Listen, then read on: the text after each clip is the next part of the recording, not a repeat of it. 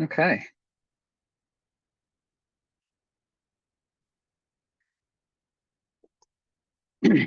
So here we are. I've shared my screen. Use the chat function if you can't see it.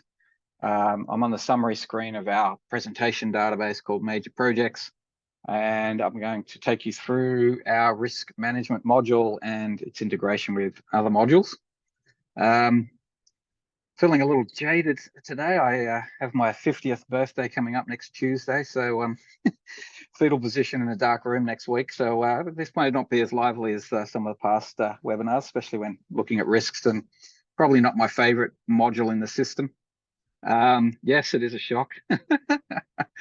um, Basically, this system, this risk system, has kind of been evolved in the last 5 or 6 years based off some good feedback from some clients, but it sort of took it away from where I would have initially intended it to go. But there's still some really good bits. We've kind of paved the cow path a little bit, but one of the things that sort of takes it away from that is that the benefits of the whole system of Unify is that it integrates with other modules. So you get that integrated PCG portfolio reporting where you've got all the other functions being reported on within the one view.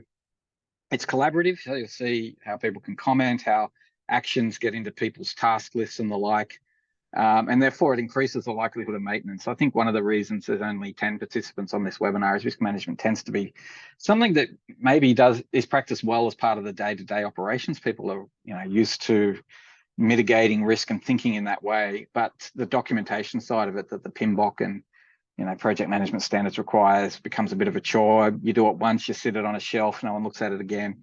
And that was something we tried to fix through the mitigation actions. But now there's a lot of documentation in the risk system that you can do, which is great. All the features are there, but it becomes a bit overwhelming, I think, at times as well. However, let me show you some of that. And through that, I think there's also one particular cool feature that I reminded myself of today, actually, when doing a little bit of work for another client that I'll show as well. So it won't be all purely risks. We'll get into other features of Unify and hopefully will help you in your day-to-day use. Okay. And I should emphasize on that when you see this demonstration and you start to look at either how you're using risks now or bringing that into the way you use Unify, and there's things that you want to see the risk system do, this is the way the system evolves. So please feel free to share and give us that feedback. So the first thing I'm going to do is just go to the risk module, which seems logical. And one of the feedbacks that we've had, obviously, web applications are always a little bit slow in getting information into the system. The use of this is very similar to the issues system. So we're hoping that the sort of knowledge transfer and the usability is the same. So to add a risk, if I was just to go into a project now, you get the plus buttons, the same as the issues system. However, you get a lot more fields when doing a risk because we want to assess it. And even then, this is just a sort of metadata classification of the risk. You can then drill in using the little arrow button and document like crazy into different boxes. But you can imagine, like, if you were trying to document this in a risk brainstorming session, for example, it's not really possible. And so what we've developed to get around that is you can dump your risks into a spreadsheet, and don't need all of these fields. It could just be literally the description. So it could just be that column there. And then you can copy paste. This is portfolio-based copy, so you can copy paste across the entire portfolio. So you copy your Excel spreadsheet, and it's the same functionality we've got for other copy paste. When you paste in here, it'll match on that. You can map in your custom fields as well. And so you can see here that this is just for one project that we're going to do, but if you wanted to, you could map the project ID if we're at all projects. We've got a category. Of course, it'll need to match the categories that you've got in Unify, so it'll highlight red if you don't have that. Same with escalation, same with assign to. Those people will need to exist. Due dates, status, current and treated, likelihood, exposure, and contingency. So exposure means, if you think of the BP oil spill from a few years back, that was, I think, a £20 billion cost. So that was the exposure level if it actually occurred. And then contingency is how much you're willing to spend on that risk. how much money are you looking to put into a task plan and execute on that particular risk, which could be both mitigation and reducing the impact if it was actually to occur, depending on how you want to tackle that. And so once you've done all of that mapping, you've clicked the drop down. So again, copy paste across all of the Unify things. This text here could be anything. I could be typing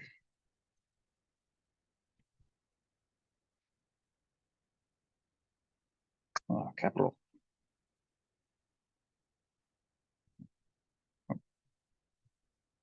And so now I've got crazy headings and do the same thing. Copy paste that, doesn't matter because you're doing this mapping through the drop down. So if I just clear this, come on there and paste again. You can see it hasn't identified anything now. I have to do the mapping myself because the names are different, but I can still do that. And I can say, okay, that's the category. This is the description. Actually, it's just the risk. So the risk is like the high level description, and then the risk description is the risk description, more verbose. Like I said, there's a lot of description fields here. Now, this is escalation.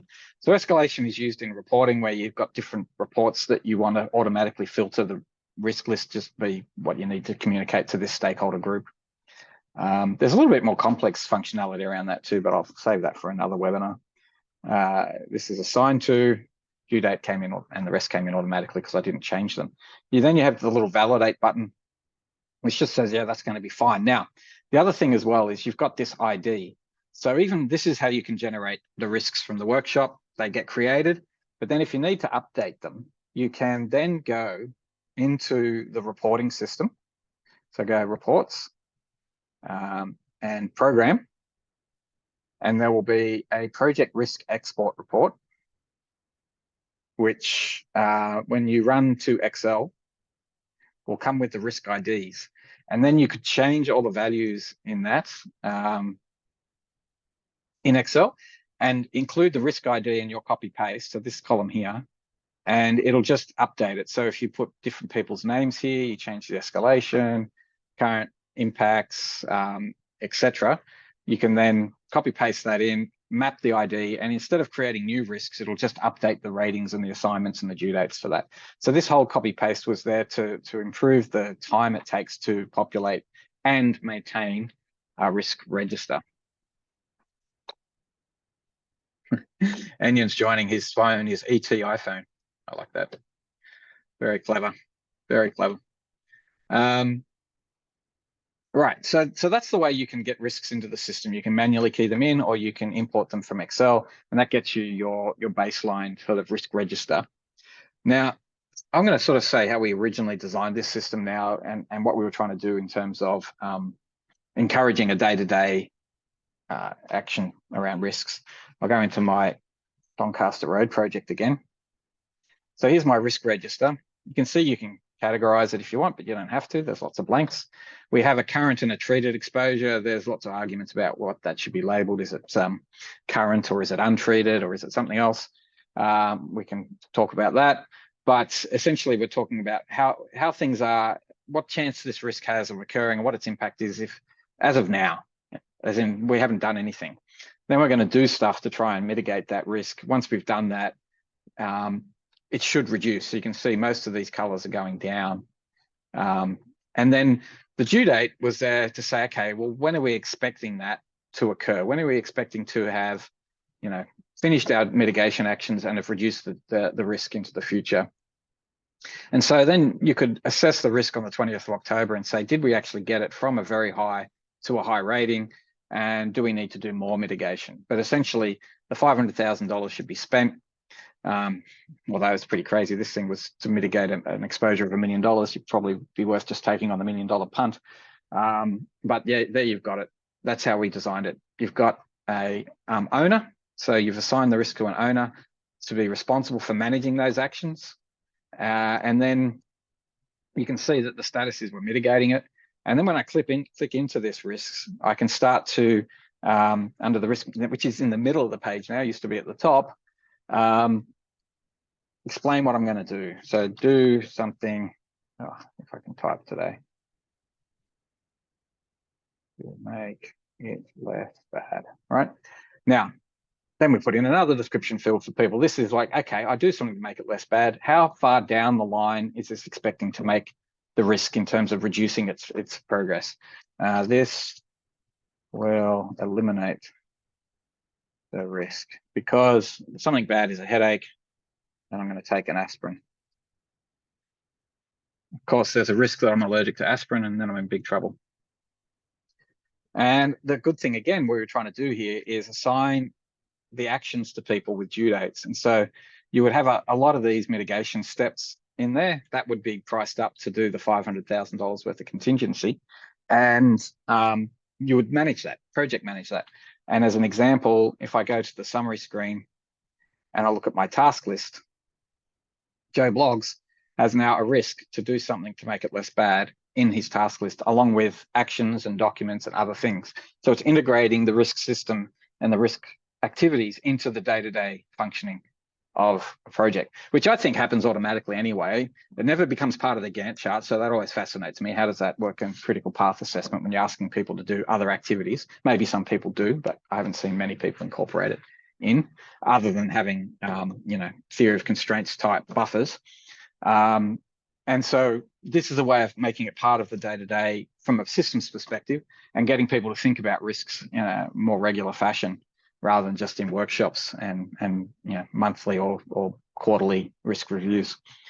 And so that was how it was designed. The key things being the due date being a review date, being a date where the mitigation actions were supposed to have been completed and we could reassess the risk. It also used to have, and no longer does, a section just to document the contingency plan for if the risk occurs. Now, because people said that was silly, you have to do that in another way. So I would do it now in the comments section. And this is, again, another way of getting the collaboration going, is to have people comment when they've done actions, create new actions on the fly, have this risk system evolving all the time. My observations of people doing risk management in industry has always been that it's a very staid, functional, not very well integrated activity that's done on the side of projects rather than being integrated in.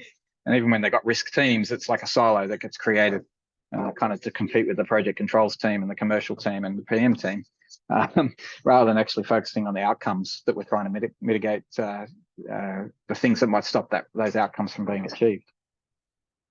So that's how it was designed. Now, however, we have a whole bunch of other stuff, and this might make it better. I'll be interested to know. You can write a thesis about what the risk is and what's driving it.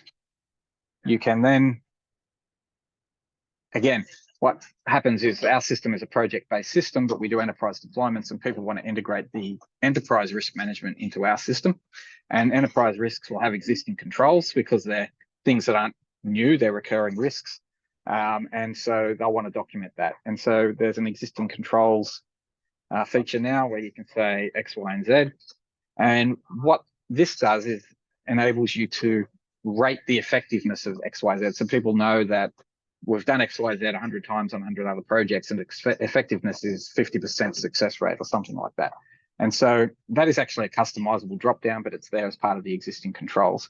And so you're documenting out the standard practices that you're doing. Of course, there's no due date against those controls. It's kind of supposed to be embedded in the process of the day-to-day. Hopefully that's making sense. Feel free to log a comment if I need to reiterate.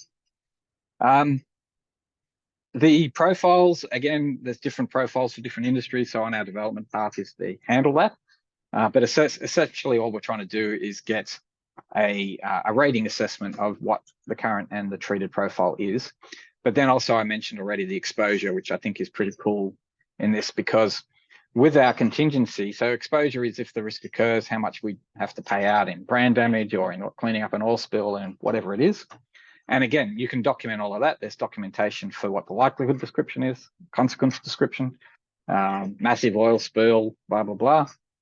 And then the contingency is what's going to pay for these mitigation steps. And so that's an assessment of what these actions are going to cost.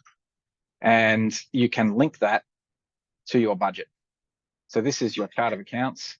And one of the codes is design and development contingency.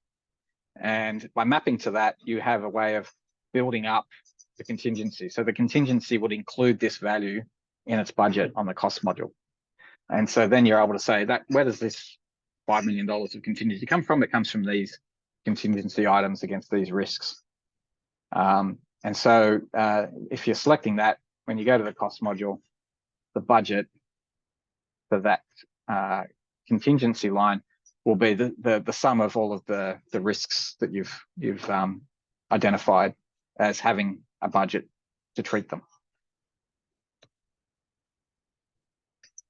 All right. Like all parts of the system from there, you're able to go nuts with your extra bits of metadata that you need. If you haven't got the controls box, excellent question. It's because you don't have an effectiveness dropdown. This is one of the sneaky things that software guys do. I'm not sure, sometimes it's good, sometimes it's bad, but this doesn't appear unless you've got an effectiveness dropdown. So to get an effectiveness dropdown, your system administrator needs to put that in as part of the system. So when I go to, I'm so glad you said that because I completely forgot that doesn't happen unless you have that list. So in the risks configuration, so some of you on the call may not see these menus because they're only for system administrators.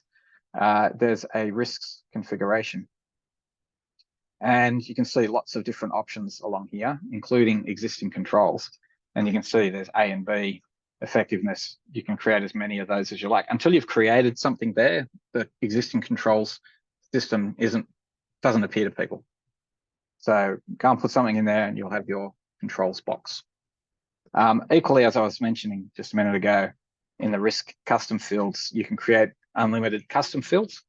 And when you're creating custom fields, good thing to think about, this came to me as a question recently on a few deployments where you've got lots of different types of projects. So an enterprise deployment where you're running different types of projects and people need to see different types of things depending on the context. You can link custom fields to categories, but you can also link them to different sectors, project types, service lines, and locations. And this functionality will come into the matrix itself. There'll be multiple matrices. Are we living in a matrix or not? That'll be the question. But you're able to have multiple matrices in Unify, and you can link them to sectors. So if you've got a defense matrix, you create that. If you've got a aged care matrix, you can create that. And that by linking them to these, that means that when you're in an aged care project, you're only presented with the aged care matrix. When you're in a defense project, you're only presented with the defense matrix. That looks to be available January next year, hopefully. We are doing our best.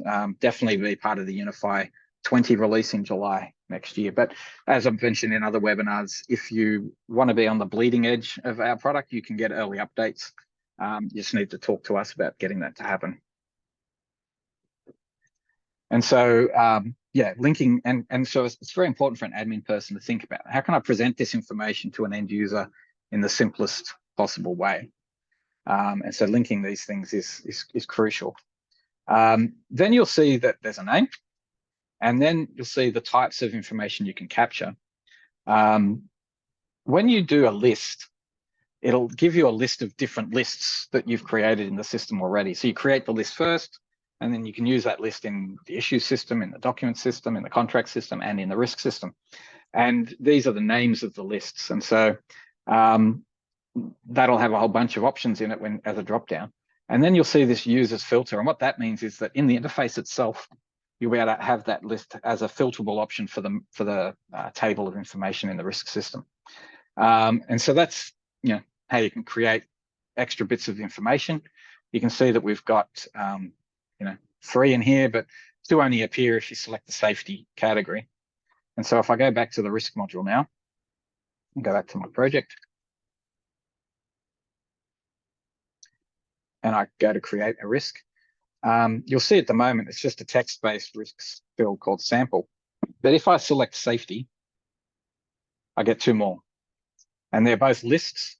And so they only appear when the category exists. So that's an example of structuring the system to be different views depending on what it is you're doing, and how those custom fields can come in.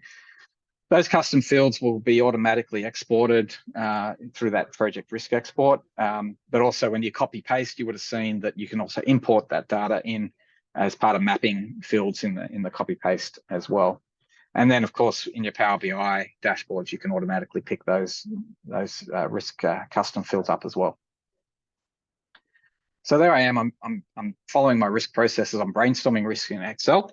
I'm copy pasting them into Unify, rating them maybe in Excel and doing that, or rating them in Unify, putting actions in, putting due dates, assigning risk owners, documenting existing controls, documenting other elements to the risk. And then I want to get all that information out. And so there's a few different sort of reports and dashboards. The first is that I like is this embedded risk dashboard. There's also the ability in this table down here to add the custom filled columns and other columns to the system as you feel for your view, or just taking the system default. So that's a Unify 19 feature. So some of you may not have that. If you don't, there's lots of cool Unify 19 features worth getting.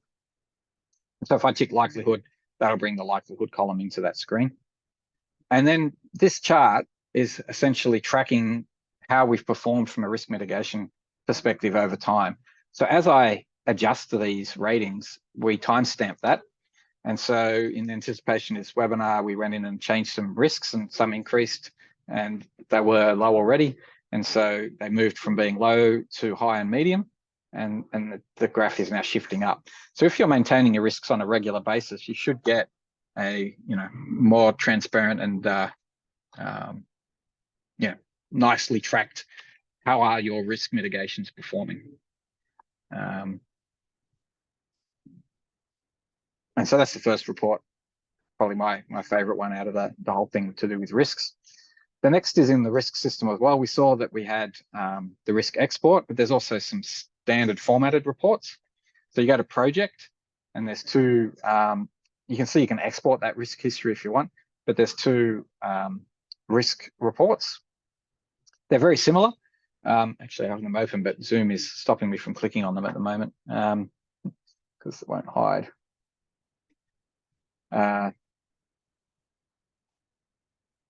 Let's see if I can get rid of it. It's quite annoying. Nope. There we go. It's come back. I've only been using this system for a while. No, can't get rid of it. All right, I'll just click the button. Risk management plan. 956 Doncaster Road. You've got some metadata filtering if you want. You can export to Excel. But when you view this one, you can see that it's a tabular base with the summary filters that you've selected at the top. And then where you've got mitigation actions, they appear as indented components. This is funny, this is still there from when we had the contingency plan. I'll challenge you to populate that these days. And so that's automatically being displayed there. Whereas if you run the other one, there's a plus and minus to optionally display the mitigation action. So you can have it just as a register, or do risk register, or you can have it just as a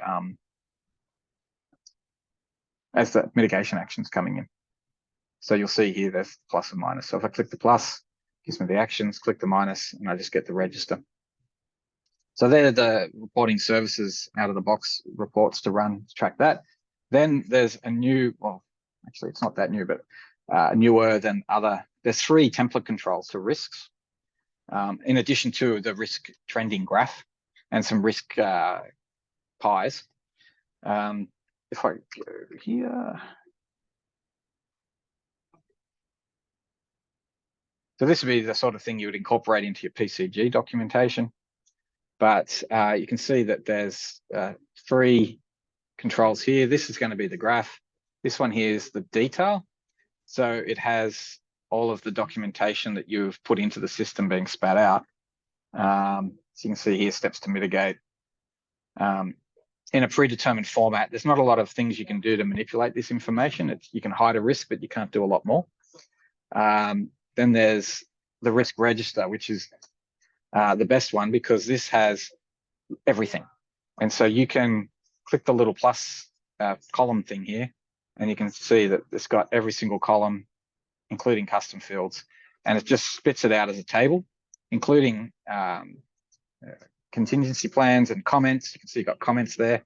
And so when you come down, there's going to be a horizontal scroll at the bottom of this. and you can see all the other fields coming in. And so you can plus or minus those columns and plus or minus the rows. So that's a really good way of getting all of the information, all the detail that you went into documenting out of the system into a PDF and sent to other people for review, or if they've got access to the system to log in and do it. And this one just summarizes the risk with no actions. It's just literally a risk summary. So there's 3 options in the document system. You can bring in the risk matrix if you want to explain what these levels mean. Color coding's there as well, and away you go.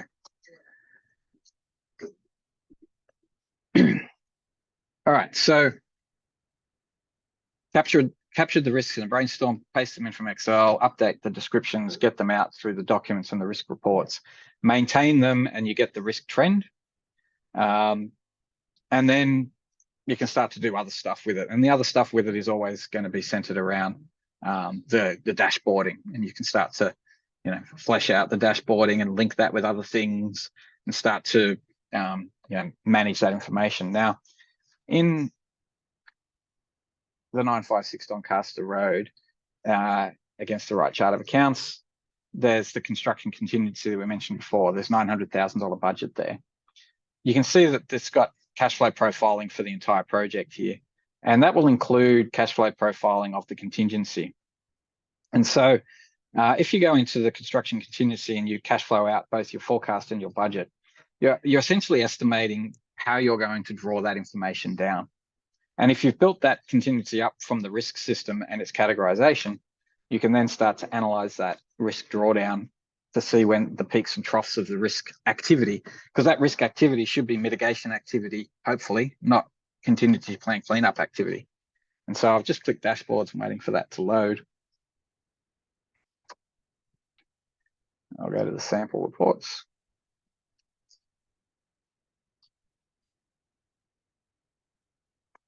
And this is an example output for demonstration purposes to show how the risk contingency is being drawn down over time.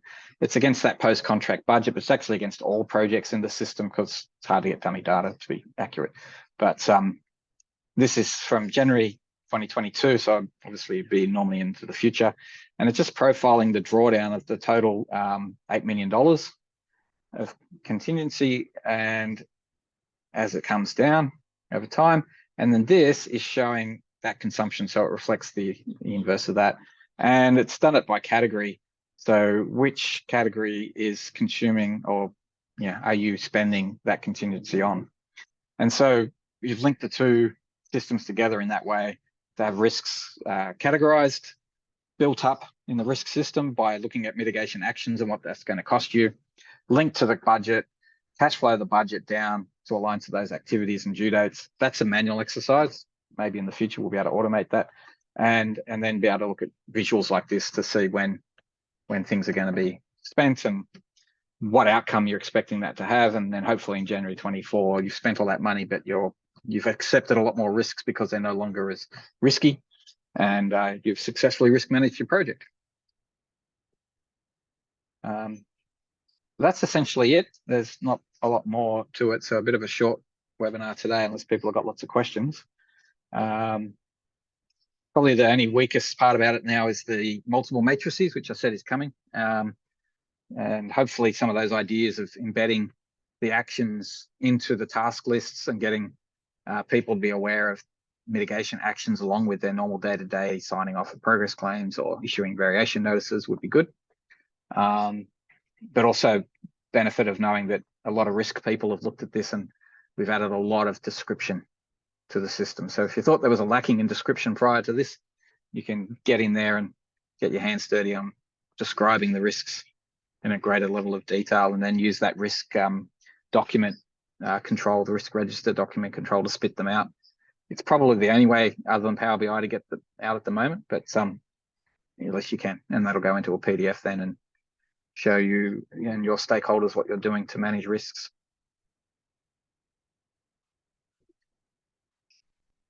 Any questions?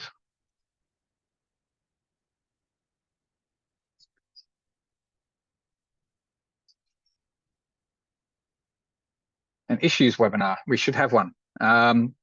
we have always been talked about surveying our users for what the webinar is next. So Fonda, you win. Issues next month. It's a great system. I'll demonstrate that one with a lot more fanfare.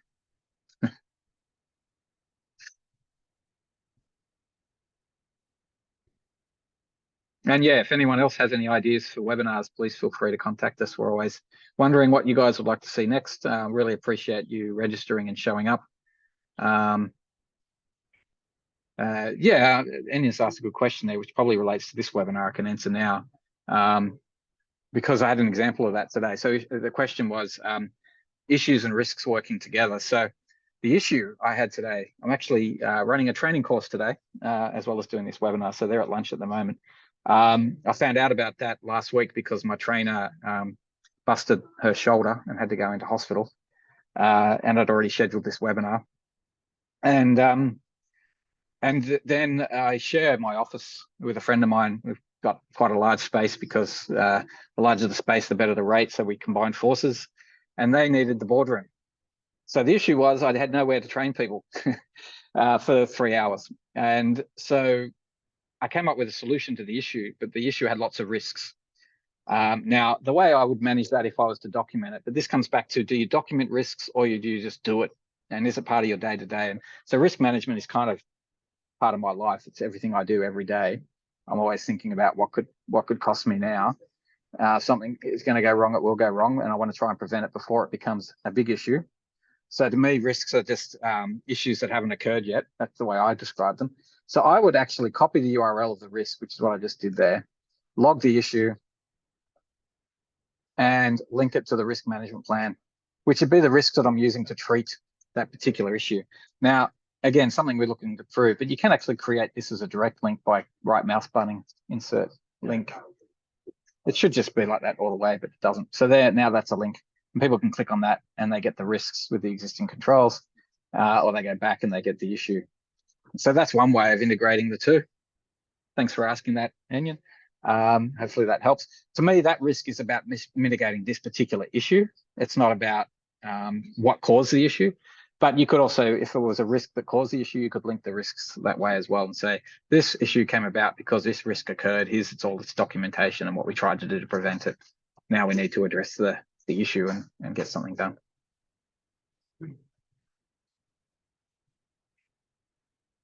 But I'll include that again in the issues webinar next month. And so, yeah, that URL type capability means you can link anything. This issue has documents and variations linked to it already, but if you had an external website link that you needed, you can just get the URL into the link and you're integrating that information.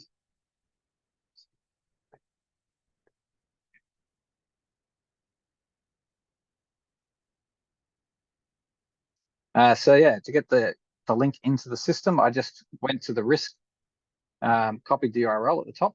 So click in the URL at the top of the screen, click copy, come down and paste. But to make it not come through like that, which is static text, people could then copy that into a browser, but that's a bit annoying. I then highlight the text, right mouse button, insert, paste.